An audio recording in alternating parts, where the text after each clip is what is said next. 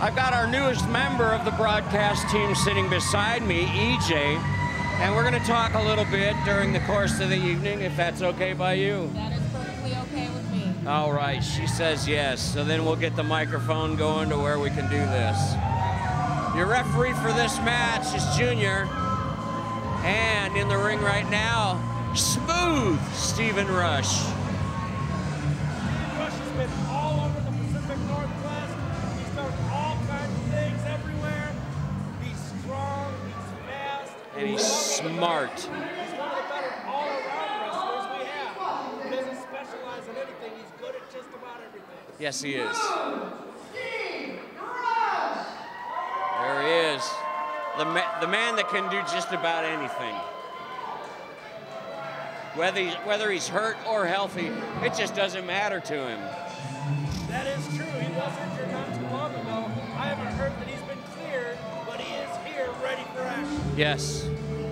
That might not be so smart, but you never know. Some guys, they can persevere, take the pain, and with Zack Winters, his opponent tonight, not somebody who guns to take somebody out, doesn't try to go for injuries. This can still be a very challenging match. Yes, I agree. Absolutely agree.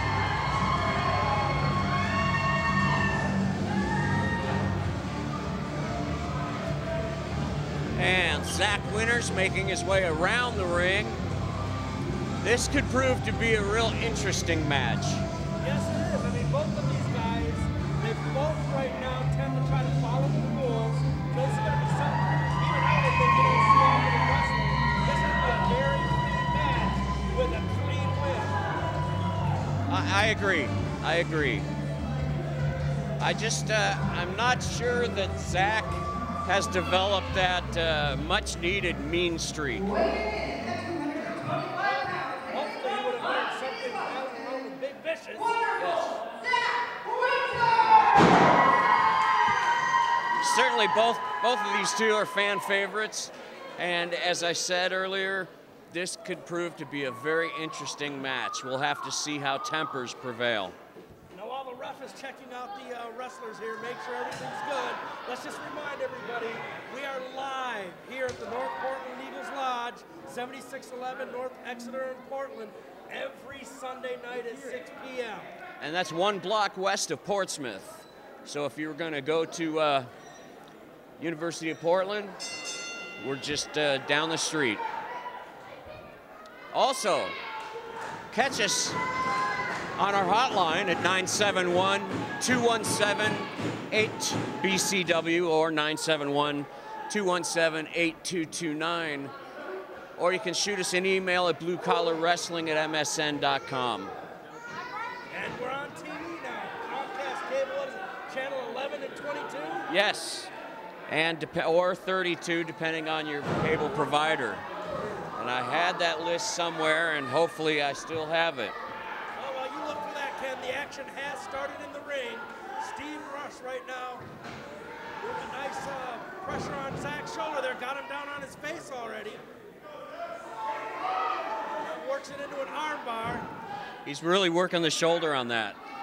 And that can do some serious damage to the rotator cuff and just to the joint itself.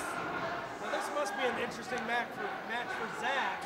You know, when you look at the kinds of opponents he's had for quite a while now, a lot of them are bigger or stronger or just plain rougher. Now Steve may have a little bit of edge on strength and roughness overall, but still, he does not work that kind of style. He's not out to injure anybody. He's out to wrestle. Zack might have to change his strategy. You very well could be right.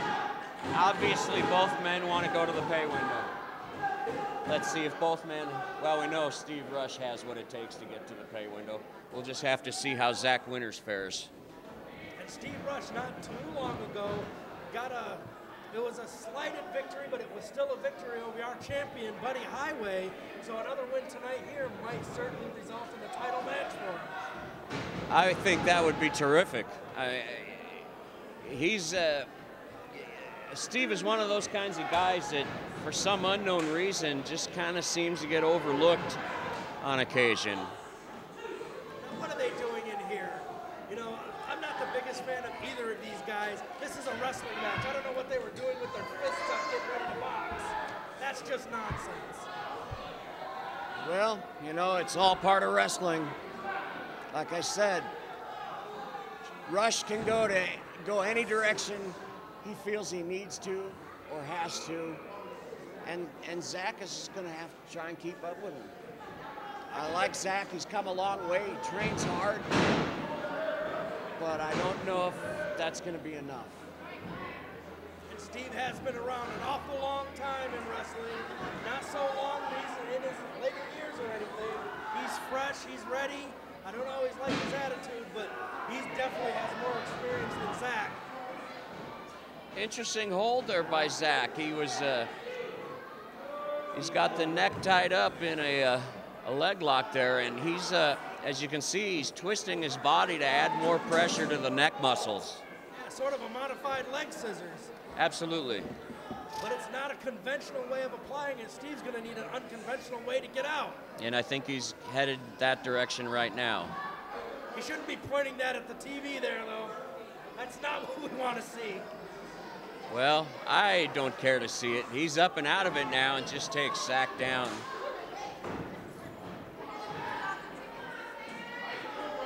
But see, that's where these two guys might be lacking just a little bit.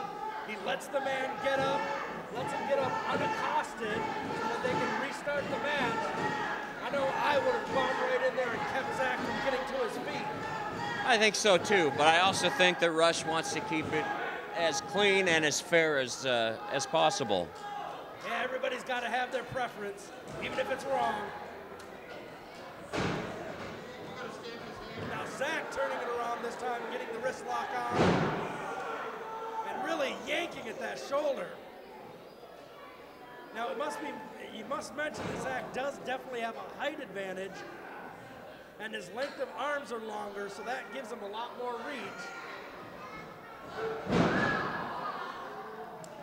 But there's always a counter for that too. And now a front headlock on the mat. He's leaning onto Zack, forcing his face to the mat. The front face lock almost looks like a chancery. But he lets the hold go to get a classic chin lock in. Yep. That kind of surprises me. Well, EJ, what do you think so far? I think this is a pretty interesting match. They've got a good back and forth. Oh, jawjacker. That'll clear your head out. That'll just take care of your sinuses all at once. And now Zack getting a momentary chin lock, but then, or headlock, but chooses to break it himself. Nice knee lift. It was nicely done. It's not where you would conventionally see one. Out of the two, I would have expected Steve to do something like that first. That shows a little bit of viciousness there coming from Zack. It is, but you'd normally see that on, you know, kind of an on-the-run type move. But he did it standing up straight. Big forearm to the jaw, kicks to the gut. You know, that bread basket is always a softer place to hit. Oh, comes in with a high knee. And then a big clothesline. Zack's impressing me here, but you know at some point he's going to start mugging for the fans like he always does. And Steve's going for a pinfall. You got him. That's it. That was incredible. I don't know what happened there. I guess Zack must have hit that turnbuckle harder than it looked. He just slammed into the turnbuckle and then a quick 3 count. Well, not a quick 3 count, but 1, 2, 3, and it's over. That's a big victory for Steve Rush right here. It is, considering that Zack Winters not too long ago was half of the Tag Team Champions. So it's got to be a tough pill to swallow. And Zack looks like he's having a little bit of a hard time handling it today.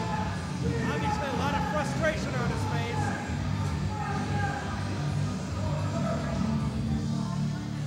But he and Steve Rush shake hands. And like I said, they're both guys that like to play it fair and down the middle.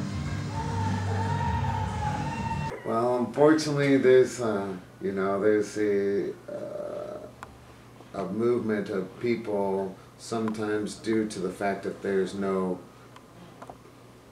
previous generation isn't passing on the torch or whatever because they're still holding on to it or whatever.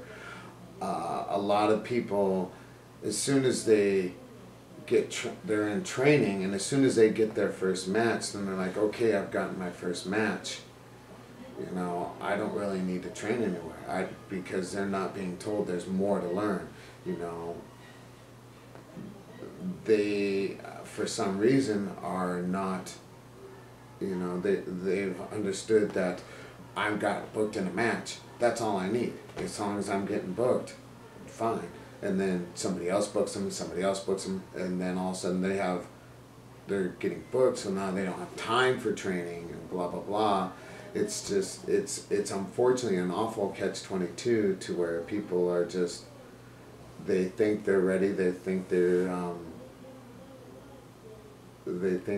that's all that there is just this certain style, and they can learn as they go instead of like polishing their craft, honing it, and then presenting it to the people in the best possible format, because that's really what needs to happen, is because this is a business. We're in here to make money, we're in here to sell tickets, we're in here, you know, to give everybody what they want, and what everybody wants is a, you know, escape from reality, a believability that, you know, I can enjoy this for exactly what it is, you know. I wish more people would get into it, and I wish more people would believe that they need to take time away, and that they actually need to train and get fully trained before getting in front of the ring, in front of people. Because when you get partially trained people stepping in front of fans, then that's what hurts the business. Either you're hurting or helping the business when you step in front of people. You got to decide on what you are.